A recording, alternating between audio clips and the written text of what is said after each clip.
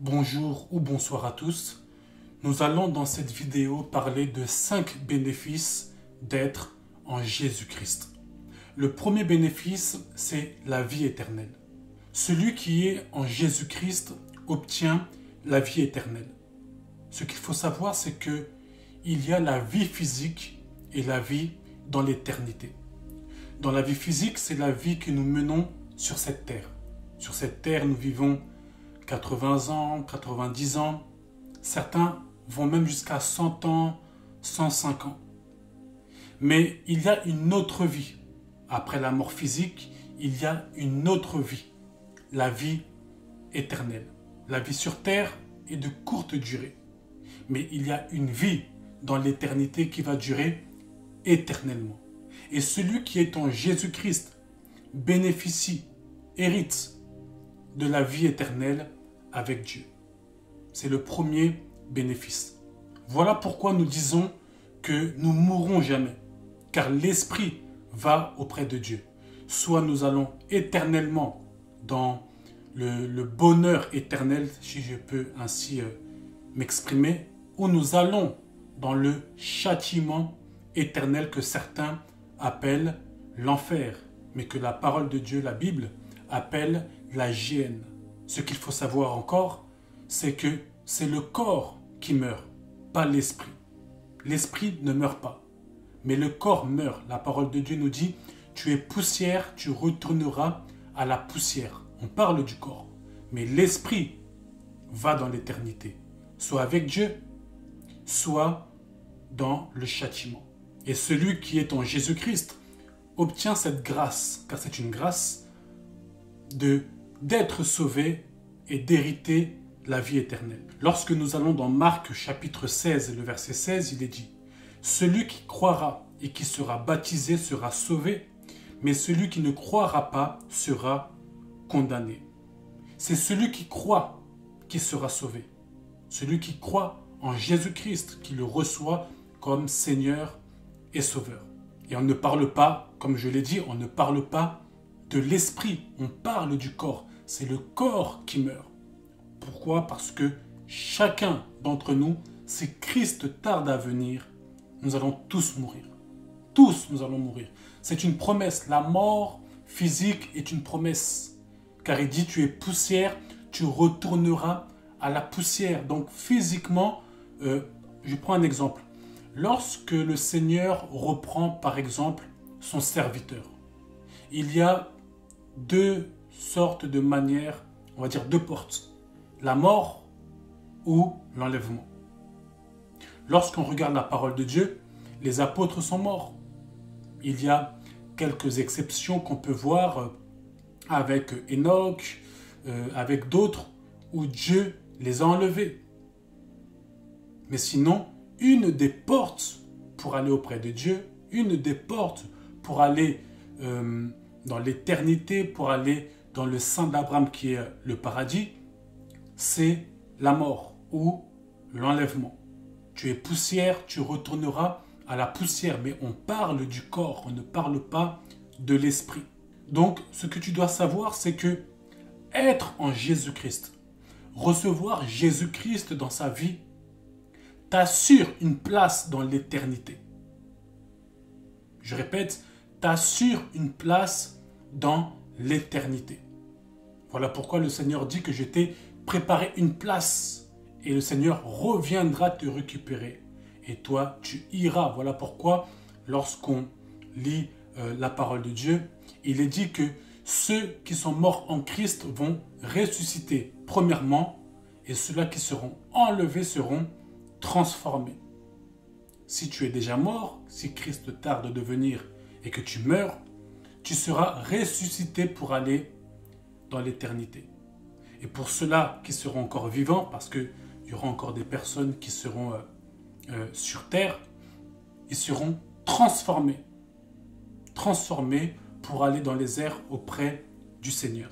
Donc nous avons dit que le premier bénéfice d'être en Jésus-Christ, c'est la vie éternelle. Lorsque tu reçois Jésus-Christ dans ta vie, lorsque tu le reçois aujourd'hui, lorsque tu le reçois maintenant, tu es sauvé.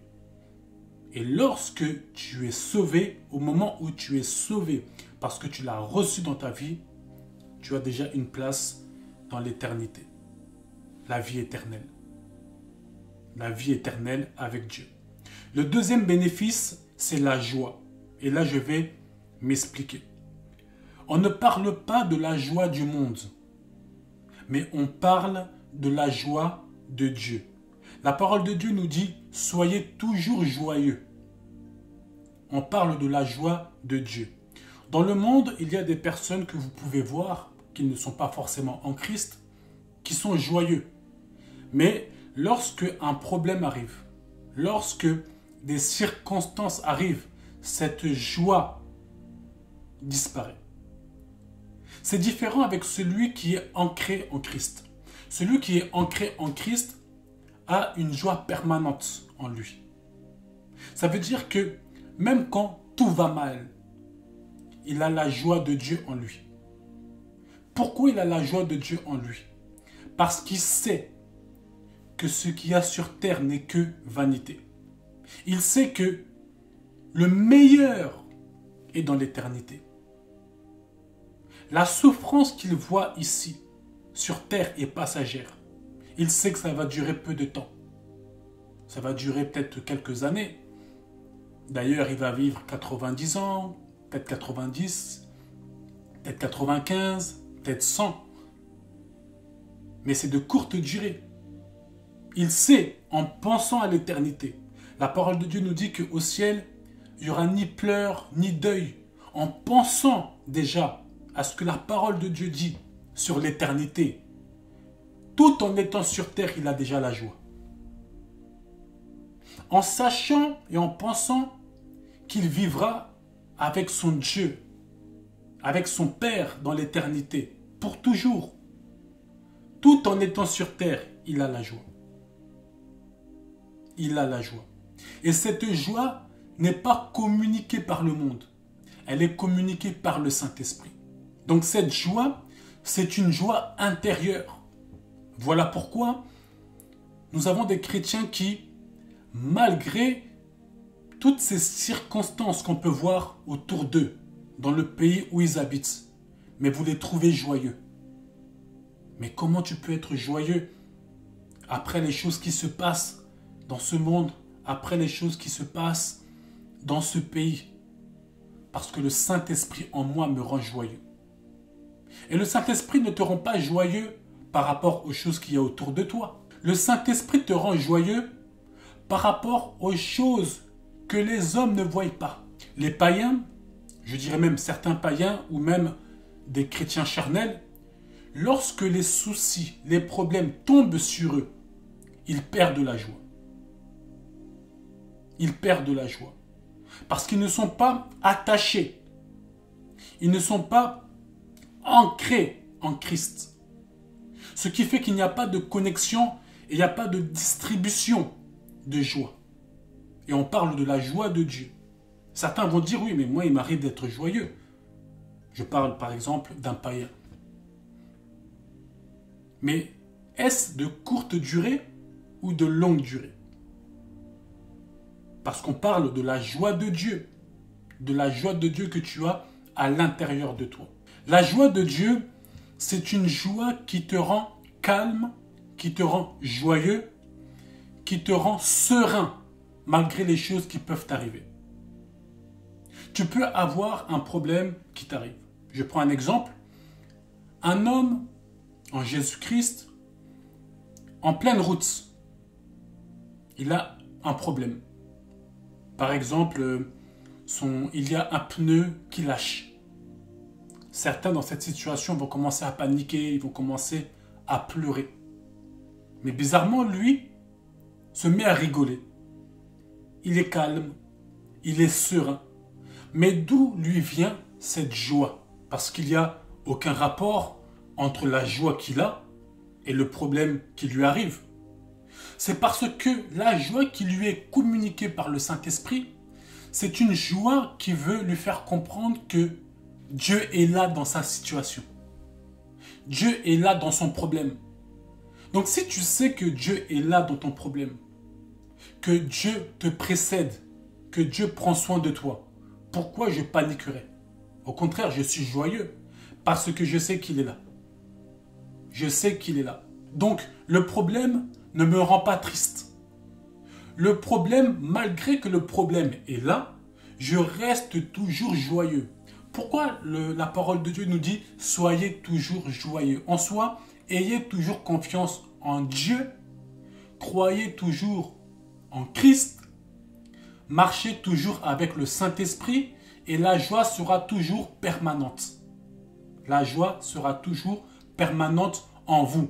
Parce que en restant toujours collé au Saint-Esprit, la communication, la transmission de joie sera permanente tant que tu restes connecté à celui qui te transmet la joie. C'est comme si je mets ma main à la prise là où il y a le courant. Si je mets ma main, le courant va m'être communiqué. Mais quand j'enlève ma main, il n'y a plus de transmission de courant. Parce que j'ai enlevé ma main de la prise. C'est la même chose. Lorsque nous voyons des chrétiens soucieux, des chrétiens tristes à longueur de journée, des chrétiens remplis de soucis, c'est parce qu'ils se sont détachés ou qu'ils se détachent de celui qui communique la joie. Peut-être qu'à ce moment-là, leur vie de prière est en train de basculer. Peut-être que spirituellement, ça ne va pas. Mais lorsqu'une personne est connectée à l'esprit et en connexion à l'esprit, la joie sera en lui. Si vous allez dans l'histoire des apôtres, vous allez voir que la plupart, presque tous, ont été morts comme des martyrs. C'est-à-dire qu'ils ont été tués. Certains ont été décapités, d'autres on les a mis sur, on va dire, une sorte de falaise. On les a jetés en bas. D'autres, on les a mis sur des croix pour les crucifier. Mais ce qui est étonnant, c'est qu'ils n'étaient pas tristes à ce moment-là. On raconte même l'histoire d'un apôtre. On l'a mis sur une croix. Il était joyeux. Pourquoi? Parce qu'on le crucifiait comme son maître Jésus. Donc, il était heureux de suivre le même chemin. De même que mon maître a été crucifié, moi aussi, on est en train de me crucifier. Je suis en train de suivre mon maître. Il était joyeux. Mais il allait mourir. On était en train de le crucifier. Il a même dit, tournez-moi. Que ma tête soit en bas et mes pieds en haut. Pourquoi? Je ne suis pas digne d'être crucifié comme mon Seigneur. Même dans cette souffrance-là, il a gardé son calme et il a même donné une précision. Tournez-moi s'il vous plaît. Bon, je ne sais pas s'il a dit s'il vous plaît, mais il était joyeux. Parce que malgré la situation où il se trouvait, il était toujours connecté en esprit. Ce qui fait que la joie était toujours permanente. Même dans ce moment où on était en train de le crucifier, même de le torturer, il gardait la joie. On nous parle même d'un apôtre, je ne sais pas si c'est le même, mais on nous parle même d'un apôtre qui, malgré qu'il était dans ce moment de souffrance, on était en train de le crucifier, vraiment de le faire souffrir, il prêchait aux gens. C'est comme si on est en train de te crucifier, tu es en train de souffrir, et il y a des passants qui passent, des gens qui passent, et pendant qu'ils passent, tu les prêches. Malgré la situation, le fait qu'il était connecté, la joie était permanente, ce qui fait qu'il a même prêché aux passants, sachant qu'il allait mourir dans quelques minutes ou quelques heures. Donc le deuxième bénéfice, c'est la joie. Nous allons dans la parole de Dieu, dans Jean chapitre 14, le verset 27. Je vous laisse la paix. Je vous donne ma paix. Je ne vous la donne pas comme le monde donne. Nous avons parlé de la joie, mais je vais aussi parler un peu de la paix. Dans ce verset, on se rend compte qu'il y a deux sortes de paix. Il y a la paix que Dieu te donne. Et il y a la paix qui vient du monde. Et le Seigneur veut expliquer que la paix que le Seigneur communique n'est pas la même chose avec la paix que le monde veut te donner, ou que le monde te donne. La paix qui vient du monde, c'est une paix variable. C'est-à-dire que c'est une paix qui vient quand tout va bien. Mais lorsque les choses vont mal, la paix disparaît. Mais la paix de Dieu, c'est une paix permanente. Je répète, la paix de Dieu, c'est une paix permanente. C'est comme la joie. Peu importe ce qui t'arrive, tu gardes la paix. Tu gardes le calme. On te dit, on vient pour vous faire sortir de la maison. Vous n'avez pas payé. Comment on va faire? Comment on va faire? Toi, tu gardes la paix. Tu gardes le calme. Toi-même, tu ne comprends pas pourquoi tu ne paniques pas. Parce que certains dans cette situation vont paniquer. Qu'est-ce qu'on va faire? Comment? Où on va aller? Quelle situation? Comment on va faire? Le fait que tu as cette paix en toi, c'est le fait que tu es connecté à l'esprit. Tu es ancré en Christ. Ce qui fait, comme je l'ai expliqué pour la joie, la paix t'est communiquée. Tu gardes ton calme. Et des fois, tu ne fais pas d'effort pour avoir la paix. La paix circule en toi. Être en Jésus-Christ a beaucoup de bénéfices. Il y a beaucoup de bénéfices d'être en Jésus-Christ. Même les points que je vous donne, ce sont quelques points. Je n'ai pas tout donné, et ce n'est pas tout ce qu'il y a. Il y a encore d'autres points que vous pouvez trouver vous-même. Troisième bénéfice. Le troisième bénéfice d'être en Jésus-Christ, c'est de ne plus connaître la solitude. Je me rappelle lorsque j'étais païen, souvent je me retrouvais seul et je me sentais seul. Le fait que je suis en Christ aujourd'hui, je me sens plus seul même lorsque je suis seul. C'est ça le bénéfice d'être en Jésus-Christ. Parce que lorsque tu es seul, je prends un exemple, tu es seul chez toi. Tu peux te dire, bon, j'ai personne à qui parler, donc je vais m'ennuyer. Mais celui qui est en Christ, qui marche avec le Saint-Esprit et qui est conscient de la présence de Dieu, il ne va pas se sentir seul parce qu'il a une personne à côté de lui, même, je dirais même en lui, avec qui il va parler. Donc celui qui est en Christ n'est plus seul. Parce que lorsque tu sors, l'Esprit est avec toi. Lorsque tu es chez toi seul, l'Esprit est avec toi. Quand tu te déplaces, même lorsque tu vas dans un autre pays, tu voyages, l'Esprit est avec toi. Donc partout où tu vas, l'Esprit est avec toi. L'Esprit te précède. L'Esprit t'accompagne, ce qui fait que tu n'es jamais seul. Lorsque tu te poses des questions, tu les poses au Seigneur. Tu n'es pas seul. Lorsque ça ne va pas, tu as mal au cœur, il y a une situation qui te dérange, tu en parles au Seigneur et il guérit ton cœur. Il te rassure, il t'encourage. Tu n'es plus seul. Tu n'es plus seul. Peu importe l'heure, peu importe le jour, peu importe que les gens dorment, que les gens ne dorment pas, le Saint-Esprit est toujours disponible.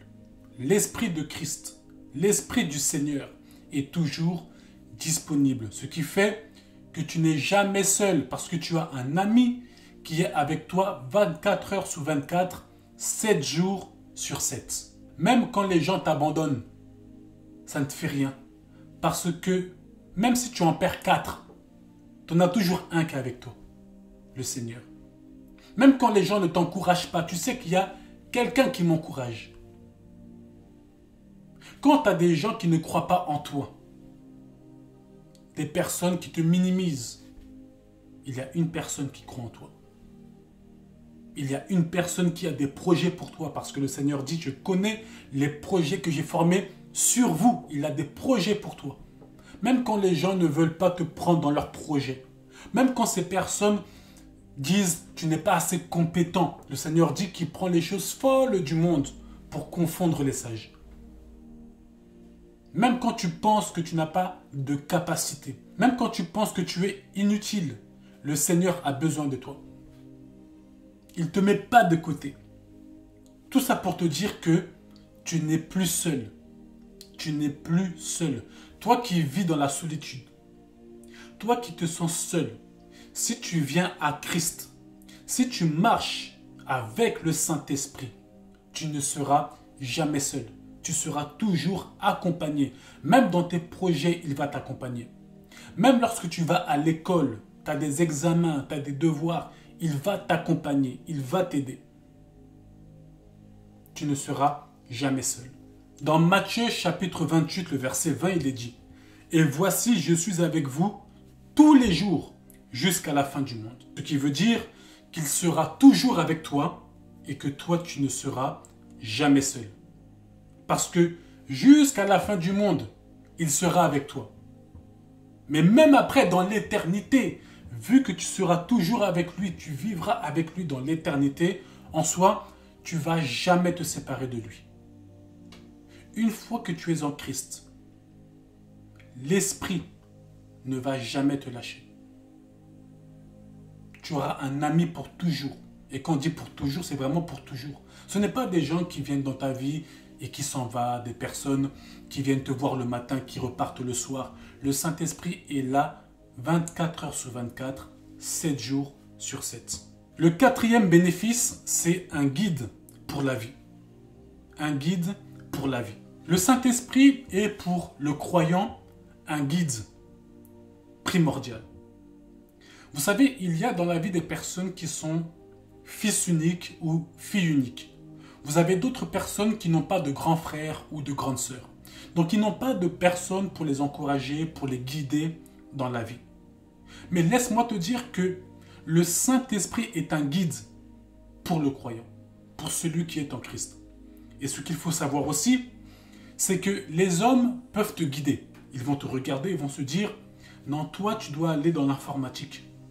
J'ai remarqué que tu t'en sors bien avec les ordinateurs. » L'autre, il va dire « Non, toi, tu dois faire du football. » En fait, les personnes vont te guider, mais ils vont mal te guider. Tout simplement parce que ces personnes ne connaissent pas ton futur. Ces personnes ne connaissent pas ta destinée. Donc, ils vont te guider à l'aveuglette. Ils vont te guider, mais en faisant des erreurs. Mais lorsque tu marches avec l'Esprit, lorsque l'Esprit te guide, il ne fait pas d'erreur. Pourquoi? Il connaît ta destinée. Et c'est lui qui te conduit à ta destinée. L'Esprit est le guide, le meilleur guide du monde. Ce n'est pas un livre sur comment marcher dans la société. Ce n'est pas des conférences. Non, le Saint-Esprit est le meilleur guide que tout homme doit avoir. Que toute personne doit avoir. Parce que les gens se cherchent. Les gens essayent des choses. Pourquoi? Ils veulent effectuer certaines choses. Le Saint-Esprit te connaît. Il te connaît mieux que toi tu te connais. Il sait là où tu dois aller, par où tu dois passer, à qui tu dois te connecter. Il sait tout de toi. Voilà pourquoi un des bénéfices d'être en Jésus-Christ, c'est d'avoir un guide pour la vie. Parce que le Saint-Esprit marche avec les enfants de Dieu. Celui qui est en Christ reçoit l'Esprit de Dieu. Ce qui fait que le Saint-Esprit est en toi.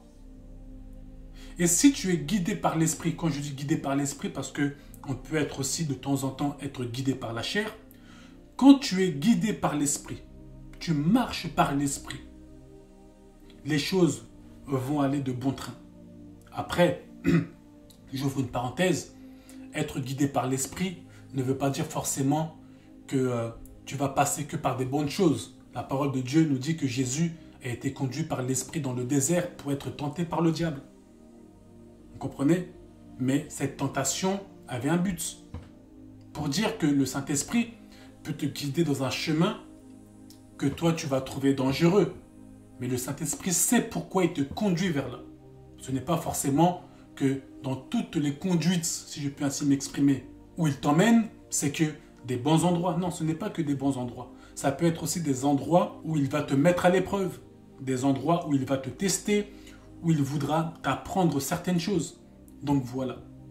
Donc un des bénéfices, et là on parle du quatrième bénéfice, c'est un guide pour la vie. Avec le Saint-Esprit, tu ne vas pas tourner en rond. Certains qui sont en Christ, qui ont reçu Jésus, mais qui tournent en rond, c'est parce qu'ils ont décidé de marcher dans leur vie sans le Saint-Esprit. Le Saint-Esprit est là, mais ce sont des personnes un peu rebelles qui veulent faire les choses à leur manière, malgré qu'ils sont en Christ. Donc, ils marchent par la chair. Voilà pourquoi, malgré qu'ils sont en Christ, ils tournent un peu en rond. Parce que lorsque nous sommes en Christ, nous recevons la nature de Dieu, nous avons le Saint-Esprit. Mais la chair, la nature adamique est toujours là. C'est elle qu'il faut crucifier pour marcher par l'Esprit. Voilà pourquoi la parole de Dieu nous dit que l'Esprit a des désirs contraires à ceux de la chair. Pour dire que la chair fait des choses, t'amène à faire des choses contraires aux choses que l'Esprit veut te faire faire. Voilà pourquoi il faut faire très attention.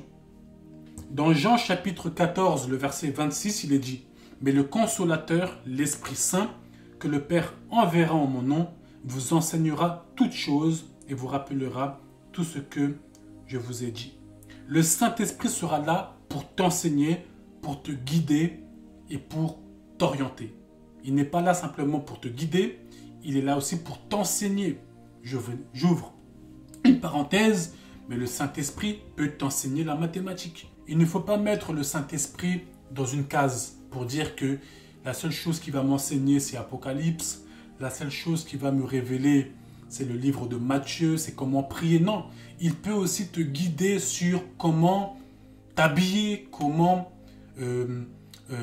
faire la mathématique, comment parler aux gens. Voilà pourquoi, parce que c'est l'Esprit de Dieu, le Créateur de toutes choses. Le cinquième bénéfice, c'est une puissance surnaturelle. Celui qui est en Christ a une puissance surnaturelle. Il faut enlever de ta tête que ça concerne que les pasteurs, les apôtres, les prophètes, les évangélistes et les docteurs, c'est-à-dire les enseignants. Ça concerne tout enfant de Dieu. Le Saint-Esprit est puissant. J'ouvre une parenthèse, le Saint-Esprit n'est pas une puissance. Le Saint-Esprit est puissant. C'est différent. Parce qu'une puissance n'est pas... On ne peut pas parler d'une puissance. Le Saint-Esprit est une personne divine, étant puissante. Okay? Donc, ce qu'il faut savoir, c'est que tout enfant de Dieu a une puissance surnaturelle. Après, vous pouvez voir que certains ont une onction un peu plus grande par rapport sûrement à la mission qu'ils ont à effectuer. Je répète, par rapport à la mission qu'ils ont à effectuer. Donc celui qui est en Jésus-Christ, qui a le Saint-Esprit en lui, a une puissance surnaturelle. Voilà pourquoi, lorsque vous allez dans Marc chapitre 16, le verset 17, il est dit « Voici les miracles qui accompagneront ceux qui auront cru. » Qui a cru? Tous ceux-là qui ont cru, les enfants de Dieu. Pas les pasteurs seulement, pas les évangélistes seulement, pas les apôtres, pas que les prophètes. Tous ceux-là qui ont cru. Qui est-ce qui ont cru? Les enfants de Dieu. On nous dit, voici les miracles qui accompagneront ceux qui ont cru. Tu ne peux pas faire un miracle sans la puissance de Dieu. Tu ne peux pas chasser les démons parce qu'on nous parle. En mon nom, ils chasseront les démons, ils parleront de nouvelles langues. Tu ne peux pas chasser les démons sans la puissance de Dieu. Donc celui qui est en Jésus-Christ a une puissance surnaturelle. Il ne faut pas te minimiser. Il ne faut pas te dire « Ah non, ça c'est que pour les pasteurs, ça c'est que pour les apôtres. » Toi qui es enfant de Dieu, qui a reçu Jésus-Christ dans ta vie, qui a le Saint-Esprit, tu as une puissance surnaturelle. J'espère que ce message t'a fait beaucoup de bien. Sur les 5 bénéfices, j'en ai bien donné 5 bénéfices d'être en Jésus-Christ. Je vais rappeler rapidement les 5 bénéfices. Le premier bénéfice, c'est la vie éternelle. Le deuxième bénéfice, c'est la joie. Et nous avons aussi parlé un peu de la paix. Le troisième bénéfice, c'est ne plus connaître la solitude. Le quatrième bénéfice, c'est avoir un guide pour la vie. Et le cinquième bénéfice, c'est une puissance surnaturelle. Que Dieu vous bénisse.